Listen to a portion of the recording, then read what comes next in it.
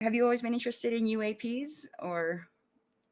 No, I went through most of my life not really thinking much about it until yeah, in 2017. I was vaguely aware of the New York Times article, and and then I started. I Lou Elizondo. That I started watching his series on whatever network it was on, and then when James Fox's documentary, The Phenomena, came out in 2020, that's when it really sort of caught my attention, and I started uh, trying to learn more, educate myself, start getting books about the subject matter, um, watching more documentaries, the aerial phenomena by Randall Nickerson, Oh yeah. and then James Fox again with the subsequent follow up. Moment of Contact was the name of the film, Yeah. where all just this constant theme of compelling stories with you know individuals that appear to be credible, with some fantastic stories of interactions with non-human intelligence. And so, I had not really, didn't really think about it, sort of agnostic, but it all that exposure uh, made me intellectually curious, and uh, then I started wondering, well, what are we doing here in law enforcement about this? What are we? How are we addressing it? And from my own professional experience, I knew that there was nothing that I was aware of, and so I did an informal survey, just emailed all the state police in the country and the top five police department, the biggest police departments in each state, and I got about a 25% response to that. I was happy about that, but more What was the importantly, response? yeah, more importantly, what they responded with confirmed my idea that um, when it comes to sightings or contact or abductions, there's really nothing that is that police departments have, large or small, to address the issue. So it's not that it's not taken seriously. It's just not thought about at all. Right, And, right. and so there are a few things in terms of maybe calling the military or maybe Homeland Security, but nothing on paper. So Okay. I would expect that if some major occurrence occurred in any particular jurisdiction, that they would treat it just like a mass casualty incident and expect federal assets to respond. What my focus would be if I were uh, to uh, to try to improve law enforcement in this country's its response to these types of incidents would be providing the officers with appropriate policies and procedures for them to follow, so they know what to do, and provide them with training as well as the most up-to-date equipment that could help them handle these types of incidents, avoid any kind of injuries that may occur as Right. a result of exposure to some unknown, Yeah. anomalous craft, perhaps, and sort of just really update how law enforcement has traditionally responded to these calls from the from the public, these 911 calls asking for help because Right. they don't know what to do. And then when the law enforcement gets there, they don't have any more tools than the people that called them to the scene. So this lack of uh, experience, lack of knowing what to do, lack of an infrastructure Right. in a formal way, a governmental uh, way to report these incidents means that we're kind of in the dark in terms of trying to gather any data for scientific analysis, in terms of understanding what might be hot spots or places that we need to learn more about and make certain that public safety is at the forefront of whatever it is that the government and what police officers and other first responders are doing, making certain that their activities are not going to put them in harm's way. There's so many theories about what the non-human intelligence is. It could Yeah. be any of those theories. It could be none of those theories. I don't know. We don't know. We live in an unclassified world. I think it's an exciting time, but also um, one where it's important that people have Definitely. support systems to deal with information that can shock the system. 911 directs law enforcement officers to respond to these UAP calls, but when they do so, there's nothing for them to go off of. There's no guidelines. There's no procedures. How difficult is it to proceed like into a situation like that when you really have nothing to go off of? Well, in all fairness, I should mention that there have been voluntary organizations, MUFON, currently in existence, and others as well, that have sort of uh, they've worked to create an environment for a reporting process to take place, but it was a voluntary one. Right. So I think if without government support, there isn't the funding necessary to do the academic work around studying and finding out more about. The follow up to the reports. Absolutely. So, unfortunately, we don't know um, the frequency of sightings or contacts or abductions. We can only estimate, and there are a few that do report what they experience, but um, there have been consequences due to historic stigma, uh, you know, that would discourage people from reporting. You know, everything has uh, sort of veered towards punishing individuals who say that they've had some sort of experience, that they've had some sort of contact, Right. that there's something wrong with them Right. if they have some experience with a anomalous phenomena.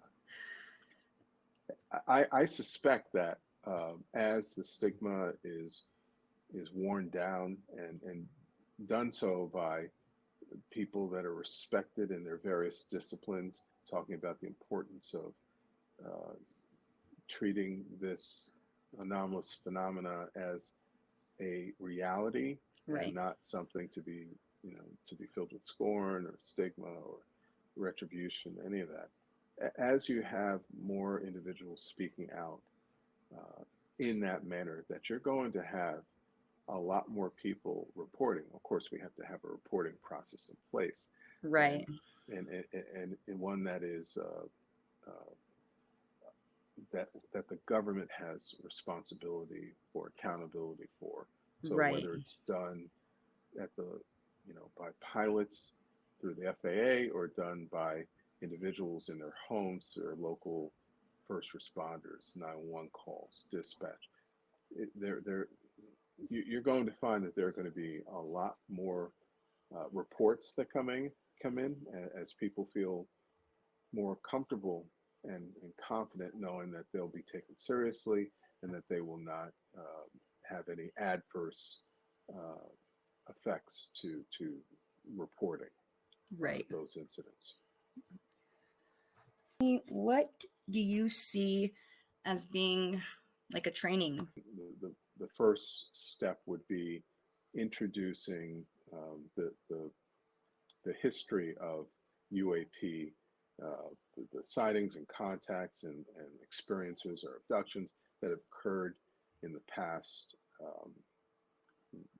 relevant national and international cases, uh, and then after and sort of an education in terms of what has actually happened in the past that may have been, say, classified or overclassified, so that we would not, as a society, know about these incidents.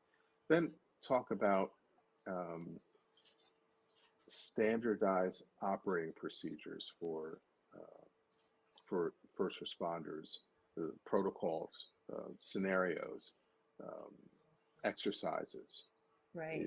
eh, I feel like that would be so important. based on past incidents that have occurred, um, and then the reporting, how that reporting would take place. Everybody has iPhones now, so you have this this video recorder in your hand, and Right. so the importance of documenting these incidents safely, perhaps, um, for first responders, scene management and control would be important. Understanding based on best practices, what the government has learned over the past 70 years about the types of harms that can occur, the types of ways to prevent those harms, the equipment that can be used to identify certain types of Like um, radiation or yeah, radiation or whatever they understand to be common types of things to occur when these phenomena, when these things happen, um, and then when you have individuals that have experienced traumatic um, incidents, how you might um, identify the types of harm that they've undergone, even something like asking them, you know, what time have they lost any time? right. Did they just start out and now it's 2 hours later, Right. or did you end up, you know, driving the wrong way, or your clothes are on backwards, or whatever it is that um, past incidents have sort of shown to be potential consequences Right. for going through that, Any and kind then of, making any kind physical of illnesses or unusual, the types of, one of the great things that UAP Med has done is they placed quite a number of medical and physical effects, as well as psychological, social effects right. on their webpage, so that people can sort of understand, especially those in the medical and mental health community, how um, these types of incidents would differ from normal injuries, Right. uh, normal illnesses that may occur. Okay. And then, so handling the individuals differently, and also from a agency perspective, looking at making certain that there's specific information sharing and interagency coordination that goes from the local agency in the local town right on up to fusion centers or federal agencies, um, as appropriate. So and of course, um, continued education and awareness would be really critical, because as we Right. learn more, we're going to want to know more. Yeah. And it Uh, seems like this kind of training procedures and stuff would adapt as more information is learned.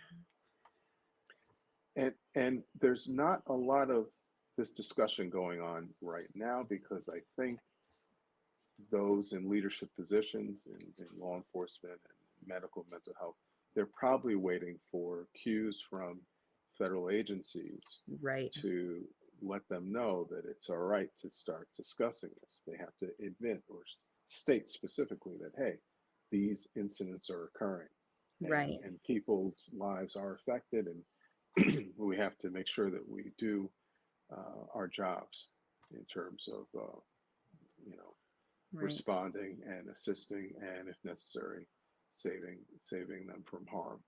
Yeah. And we'll give due diligence to the situation and kind of make sure that everything's followed through. There are many different ways to start addressing this huge this huge issue of neglecting um, uh, the whole issue of UAPs Right, and right. their contacts with humans. The But as a conversations matter have to start of, somewhere. yeah, as a matter of fact, I think what folks are probably most comfortable talking about are things in the sky. Right, What they're not comfortable talking about is what happens when they land right. and what happens when they have contacts with humans.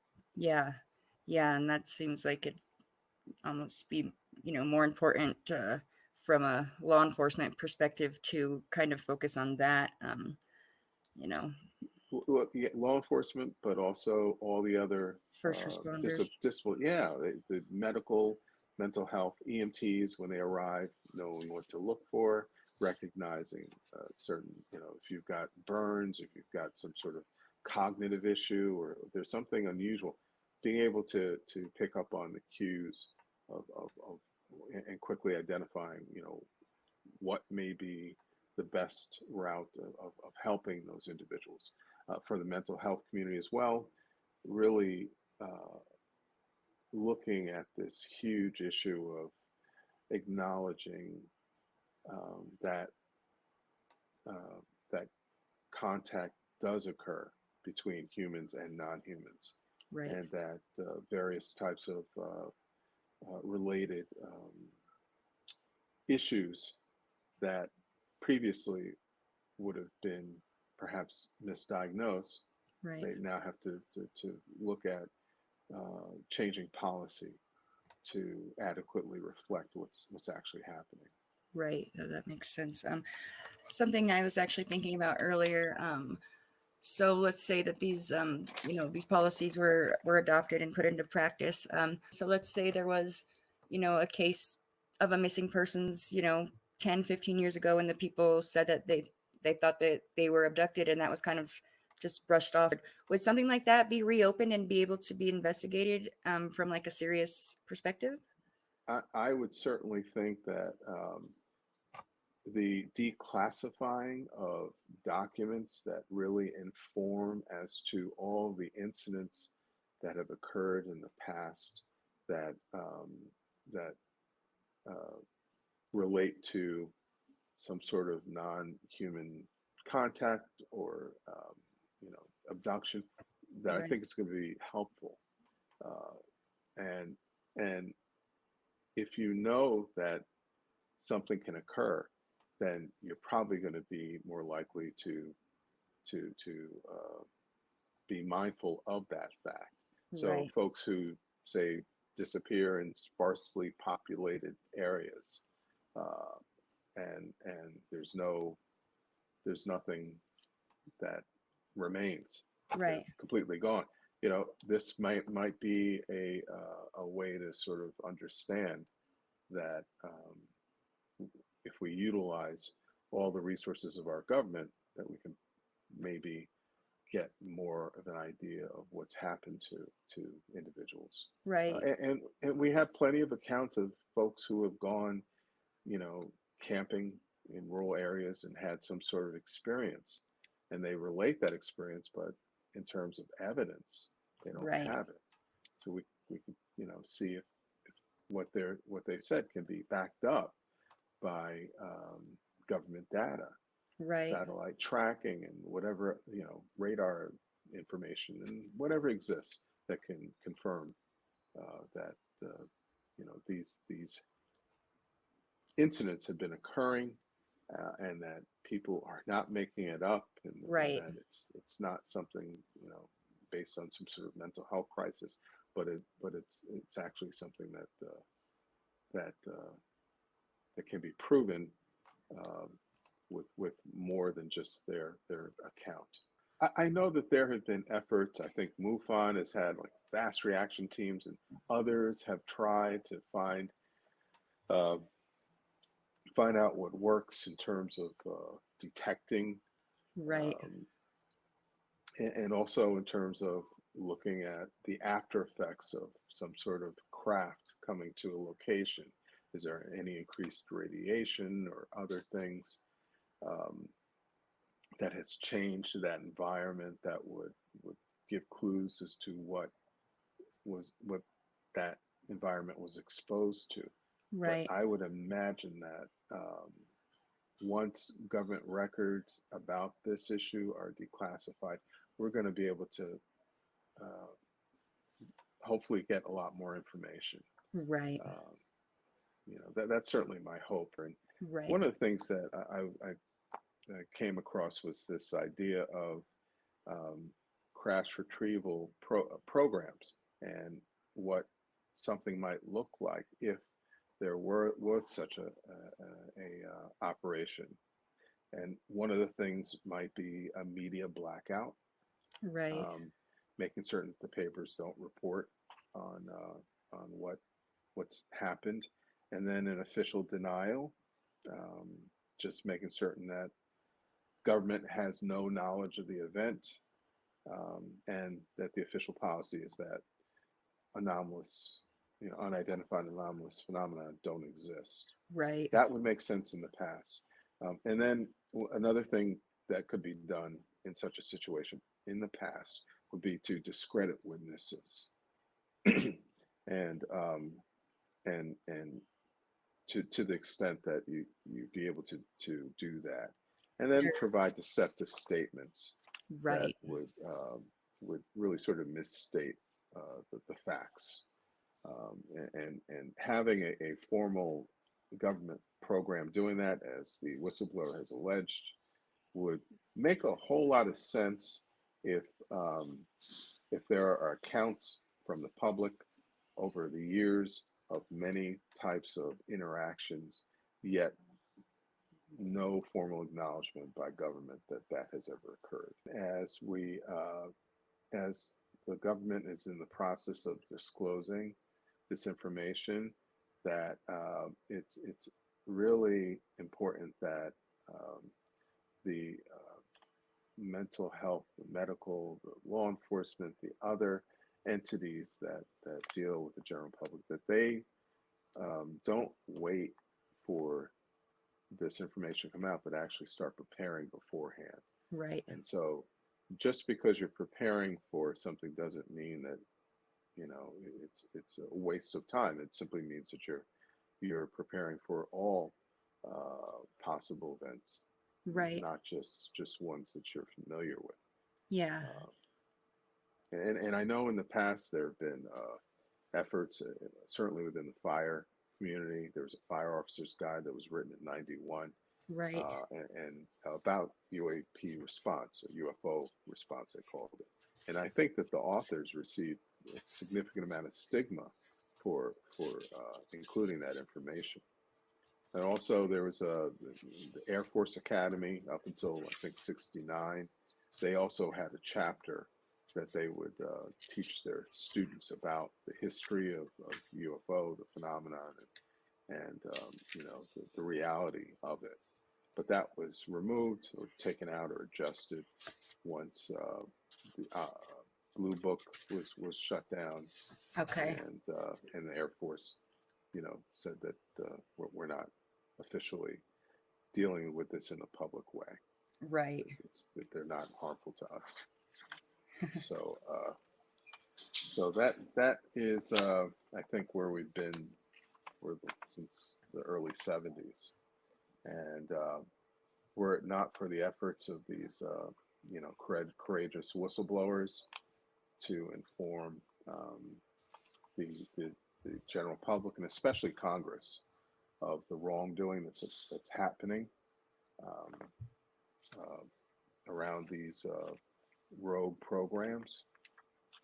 If it were not for those in academia and those in the UFO community that have done a lot of research and a lot of work around this area, doing their best to provide the support to the general public that government should have been doing all along.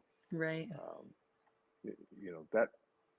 that I think is where we are now, and so the upcoming months and years, as more information is allowed to become unclassified or declassified, it's important that um, that public safety does not miss a beat, and that they incorporate the best practices in terms of dealing with this.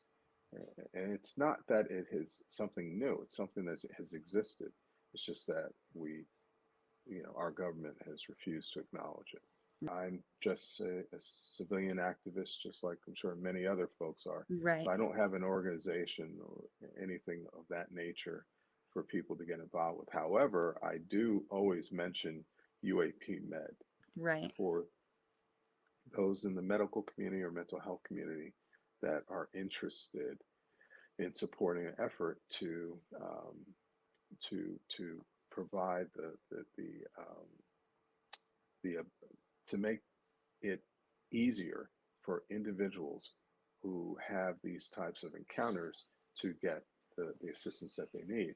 Right. Also with UAP for officers who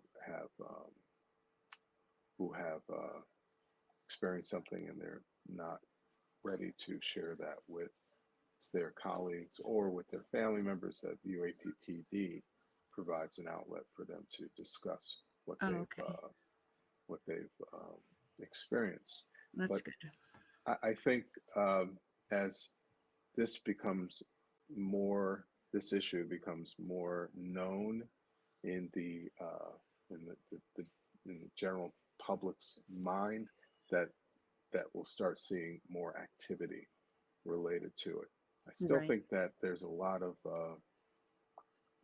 not a whole lot of interest in it, Right. and I don't know how much of that is due to efforts to To keep it. tamp down, yeah, to Yeah. keep it sort of quiet.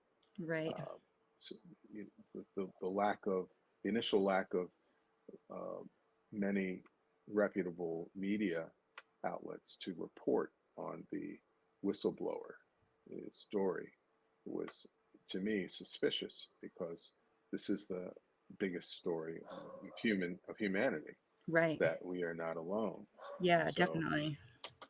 the fact that they weren't reporting on it initially was concerning, and I'm also still concerned with the type of reporting that is done, more in a stigmatized Right. way. Right. No, I totally know what you mean.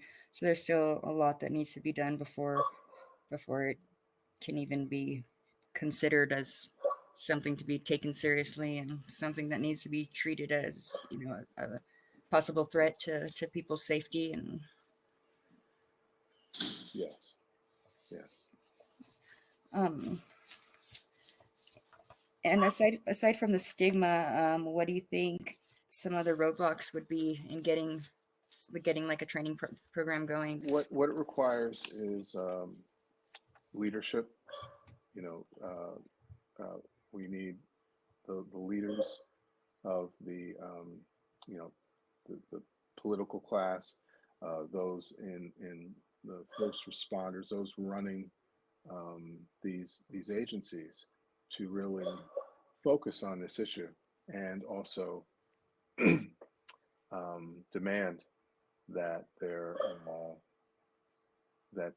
government agencies that are supposed to assist do so, because it's not really fair to ask state and local agencies to try and develop Adopt some is sort of program when they don't have any information available to them to do so.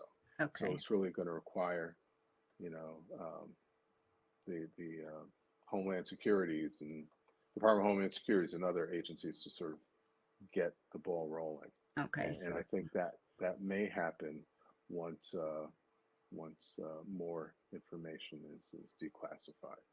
yeah, I hope so. Certainly, we can look at the 2023 Senate NDAA amendment, the UAP Disclosure Act, Right. to get an idea of where Congress is going with this effort. That makes sense. So it's definitely gotta have to be a an approach from the top down, so to speak. In terms of funding, in terms of policy, in Right. terms of developing the training, but but that doesn't mean that the fact that we're waiting for uh, uh, acknowledgement from on high Right. to deal with this doesn't mean that you can't start getting the ball rolling. Certainly reviewing how your policy or lack of policies, thinking about what it might look like to have these these incidents treated differently Right. than how they currently are. And that can Because happen on a state and local level anytime. yeah, Just yeah, yeah. absolutely. It's ultimately it's going to require um, the efforts of the academia, the scientists, um, the electeds, and legislation, um, and those even the private sector, because they have a role to play in this as well. Uh, it will it'll take all hands on deck, but ultimately, I'm very confident that we will adjust and adapt to this the reality that we're not the only intelligent entities on this planet, and maybe not even the most technically proficient uh, intelligence. Definitely not the most technically proficient. I couldn't even figure out how to get my picture on there. No, I'm kidding. um, right. Well, it's definitely an important issue, and I think it's important for people to start thinking about it. And if anyone had questions for you, or if anyone wanted to reach out to you, how could they do that? I'm certainly available on Twitter, and I think it's Dr. Keith L. Taylor, um, and it's I don't I do have a uh, I, I do have a web page that I use. It's called Tailor Made for Harlem, and it's all one word, and that's a way to contact me directly as well. Okay, I'll put all that information in the description of the video. Is there anything else you feel like is important for people to know, or important about this message, or? Well, I think it's just important that we all realize and recognize that reality as we know it is going to change, and to that we all support each other and understand that we're collectively experiencing the same thing in terms of shock about what we thought were, sort of fairy tales, you know, Right. and finding out that it's actually, you know, closer to reality than we thought.